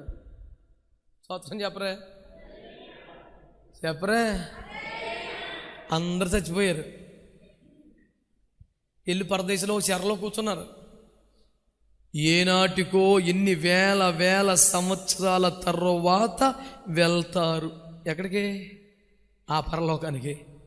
ఒక యోహాను బ్రతుకుండగానే ఆ పరలోకానికి వెళ్ళి అన్నీ చూసి వచ్చేసాడు. స్తోత్రం చెప్పరే. పేతురు యోహాను ఎక్కడ యోహానికి ఎక్కడ ఇచ్చాడు మైకు? ప్రభునందు ప్రియులారా, ఈ సమయం మీద యోహాను వాక్యం చెప్తున్నా ఒక్కసారి ఇచ్చాడా? రోగిష్ఠుడు వస్తే మనోడే, దయ్యం వస్తే మనోడే, ప్రసంగం వస్తే మనోడే, ఎక్కడ చూసినా మనోడే. అహరోనికి ఈ యోహాను వెనకాల ఉంటాం కానీ మైకి ఎప్పుడు ఇచ్చా? కానీ యోహాను ఎప్పుడు పేచి పెట్టల. అంతకుముందు యోహాను బుద్ధి అసలు అదే మాట్లాడితే ప్రభా నెక్స్ట్ ఎవరా రొమ్మున అనుకున్నాడు. కానీ యేసుబాబు లేచిపోతే కూర్చుని పోదామని మూమెంట్ ఎప్పుడు మనోడికి. అమ్మకుడు ఎల్లుడికి యేసుబాబుని అడిగేశాడు 10 సార్లు, ప్రభా నెక్స్ట్ ఎవరు అంటే ఆయన నోటితో ఒకసారి చెప్పించేసుకుంటే ఈడే అంటే అప్పుడు కొంచెం హల్లెలూయా, అది ఉద్యమం. సెట్ అవ్వట్లేదని అమ్మగారు అడిగించాడు రోడ్డు మీద పెట్టి. మరి కుడివైపున మా వాడు, ఎడమవైపున చూడు బాబు, నువ్వు కాదని వాడవా, నీవు అవునను వాడవా, నీవు ఆమె నన్ను వాడవా, నీవు ఎవరు మొత్తవా? కుదరదన్నాడు యేసుప్రభు. ఓపిక పట్టాడు.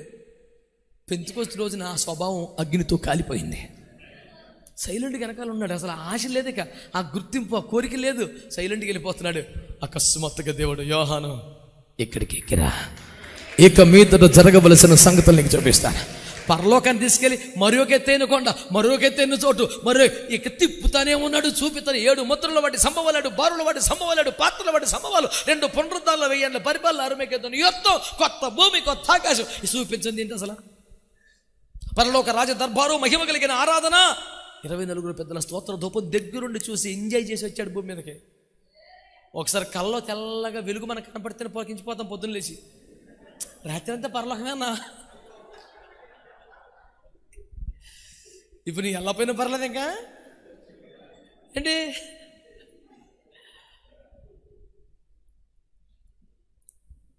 నా పాయింట్, సహించిన వారిని ఘనపరుస్తాడు. అహరోను సహించాడు, ఎంత ఘనత! యోహాను సహించాడు, ఎంత ఘనత! 9వ పాయింట్. ఆరా? ఓకే, ఆరే. ఇప్పుడు ఏమైంది? ఆరోది ప్రత్యక్షతలు వారిని కనపరుస్తాడు. ప్రత్యక్షతలు ఊకదంపుడు సొల్లు గోల పెడితే ఉండదు, నీ దగ్గర ప్రత్యక్షత ఉండాలా. సీమోను బర్యోను నీవు ధన్యుడవు, నా తండ్రి ఆత్మ నీకు బయలు పరిచితేనే కానీ ఈ సంగతులు నీకు. మత్తయి సువార్త 16:17. స్తోత్రం. పట్టుకున్న మాటనే అంతమందిలో శబాష్. ఆ ఘనత ఎవరికి వచ్చింది? ప్రత్యక్షత ఉన్నందున. ప్రకటన గ్రంథము 5వ అధ్యాయంలో గొర్రె పిల్ల తండ్రి కొడు పార్శ్వము నుండి వచ్చి ముద్రించబడ్డ గ్రంథము 7 ముద్రలు విప్పగా టక్కమని 24 పెద్దలు లేచి సింహాసనంలో దిగి కిరీటాల పక్కన పెట్టి సాష్టాంగ పడిపోయి, గొర్రె పిల్ల నీవు యోగ్యుడవు అడారా లేదా? కొత్తగా అప్పుడే తెలిసింది వాళ్ళకి, ఆయన రక్తం ఇచ్చి ప్రాణం ఇచ్చి ప్రజలను కొన్నాడని, గెలిచాడని. అంతకుముందు తెలీదా? అది ఆ రోజు జరిగిందా? ఘనపరచబడిన సందర్భం ఏం తెలుసా? యుగముల పోరుండి మరుగైన వాటిని యేసయ్య బయలుపరిచినప్పుడు ఘనత వచ్చింది. ఆమేన్. ఆ మాట సామెతలో చెప్పారు 25లో, సంగతిని మరుగు చేయడం దేవుని ఘనత, దాన్ని పరిశోధించిన రాజునకు ఘనత. మరి నూతన నిబంధనలో మేము రాజులు అండి, మరి రాజులు ఏదండి ప్రత్యక్షత? మరి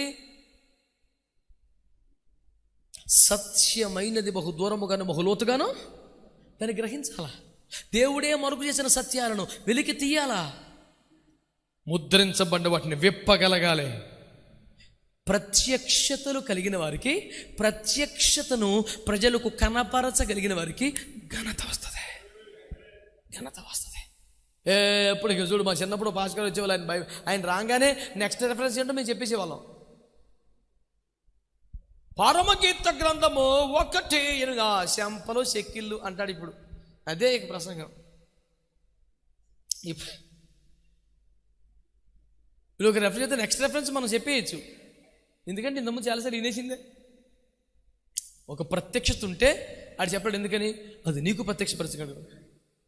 దేవునికి స్తోత్రం చెప్పండి. హల్లెలూయా. చివరిగా, మరణము వరకు తమ ప్రాణములను ప్రేమించని వారు. 11:12 ప్రకటన గ్రంథం 12:11. మరణం వరకు ప్రేమించకపోతే ఇంకెప్పుడు ప్రేమిస్తారా? తమ ప్రాణములను ఎప్పుడుదా ప్రేమించలేదంట. మరణం వరకు ప్రేమించలేదు. వాళ్ళు మెచ్చుకున్నాడు దేవుడు, వాళ్ళ గురించి గొప్పగా మాట్లాడుతున్నాడు. తమ ప్రాణము కంటే ప్రభువుని ఎక్కువగా ప్రేమించిన వారు గణపరచబడతారా? చివరి 4 విషయాలు వివరణ లేకుండా ప్రస్తావన చేశాను, సమయం లేదు కనుక వాటిని మీరు ధ్యానించండి. 7 విషయాలు మీ ముందు పెట్టాను. ఎవరికి ఘనత? ఎవరికి ఘనత చెప్పాలి? ఎవరికి ఘనత? నెంబర్ 1 పరిశుద్ధులకు ఘనత. నెంబర్ 2 ప్రయాసపడు వారికి, పోరాడు యెహోవా యుద్ధములు చేసే వారికి ఘనత. 3 ప్రార్థించు వారికి ఘనత. 4 దేవుని సేవలో ప్రయాసపడే వారికి ఘనత. 5 సహించు వారికి ఘనత. 6 ప్రత్యక్షతలు గలవారికి ఘనత. 7 మరణం వరకు ప్రాణమును గాక తమ ప్రభువుని ప్రేమించే వారికి ఘనత రాబోతుంది. ఈ 7 లక్షణముల ద్వారా మనము దేవుని చేత ఘనపరచబడాలి. ఇంకేది మనకు అక్కర్లేదు. IFJ సెమినార్స్లో మనకున్న ఆశ, నెలవారీ IFJ కూడికలలో ఎక్కువ విజ్ఞాపన చేసి కొంచెం సేపు ఏదైనా ఒక చిన్న వాక్యం ధ్యానం చేసి వెళ్ళిపోతున్నాం. అలా కాకుండా 4 మాసాలకో 3 మాసాలు 2 రోజులు అలా సెమినార్ పెట్టుకొని ఎక్కువసేపు వాక్యం, ఎక్కువసేపు ఆరాధన చేసుకోవడం ద్వారా ఒకరినొకరు ప్రోత్సహించుకుని బలపరుచుకోవాలనే ఉద్దేశంతో ఏర్పాటు చేయబడిన ఈ IFJ సెమినార్లో సిగ్గుపడనక్కర్లేని పనివారిగా నిలుపుటకాయ్. ఆమేన్, ఆమేన్. దేవుని చేతనే ఘనపరచబడే పాత్రలుగా మార్చుటకై దేవుడు మనల్ని దర్శించినందుకై చేతులెత్తి స్తోత్రం చెల్లిద్దాం. ఆగకుండా స్తోత్రం చెల్లిద్దాం. దేవుని చేత ఘనపరచబడటానికి యోగ్యతను సాధించే ప్రయత్నంలో భాగంగా అప్పగించుకుని ఒక చిన్న ప్రార్థన చేద్దామా? మరి కొద్ది నిమిషాల్లో ముగిద్దాం. ఒక చిన్న ప్రార్థన చేసిన తర్వాత ఒక చిన్న కార్యక్రమం, ఆశీర్వాదంతో మనం సెలవు తీసుకుందాం. ప్రార్థన చేద్దామా? మరి ఇంకా చూస్తున్నారు నాయక. ప్రార్థన అంటే దిగొచ్చే లేచి రక్తమే చేయం. హల్లెలూయా. ఒక్క నిమిషం కళ్ళు మూసుకొని చేతులెత్తి మనసారా దేవునికి స్తోత్రాలు చెల్లిద్దామండి.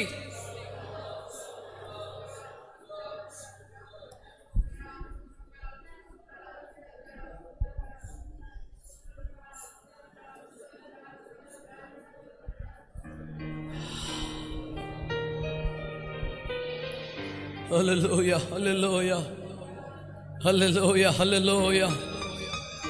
ఓ థ్యాంక్ యూ జీసస్. ప్రకటించిన వాక్యం మనందరిలో ఫలించినట్లుగా ఒక్క మాట కృప కోసం వేడుకుందాం. ఒక్క మాట కృప కోసం వేడుకుందాం. అయ్యా, అయ్యా, నీ చేత ఘనత పొందే బ్రతుకు మాకు కావాలి. నువ్వు నీ బిడ్డల్ని ఘనపరిచే దేవుడు అయ్యా. ఈ కృప నేను పొందాలి బాబు. ఆసక్తిగా చిన్న మాట ప్రార్థించండి. అందరూ ప్రార్థించండి ఒక్క మాట. Hallelujah, hallelujah, hallelujah, hallelujah. Oh thank you Lord, thank you Lord, thank you Lord, thank you Lord. తండ్రి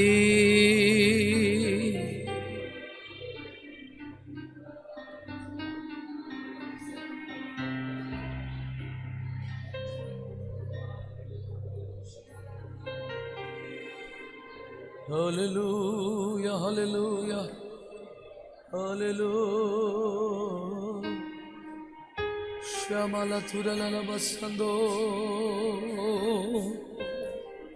ఆహాల బషందర బల తిల మన మన మసబో.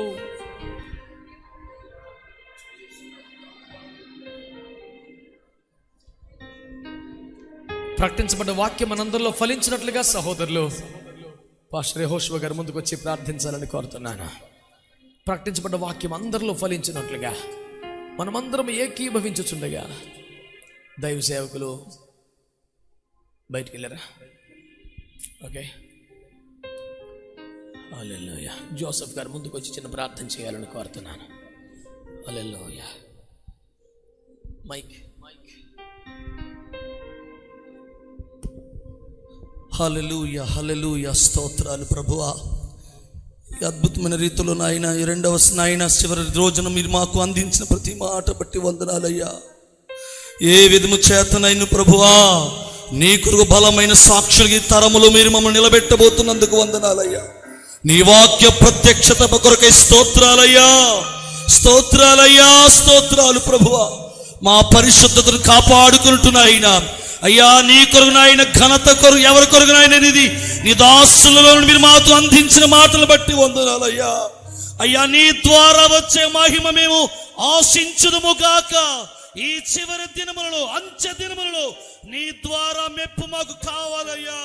మనుషుల ద్వారా వచ్చే మెప్పు వద్దయ్యా, మేము మనుషుల ద్వారా వచ్చే ఘనత వద్దయ్యా, వద్దయ్యా, వద్దయ్యా తండ్రి.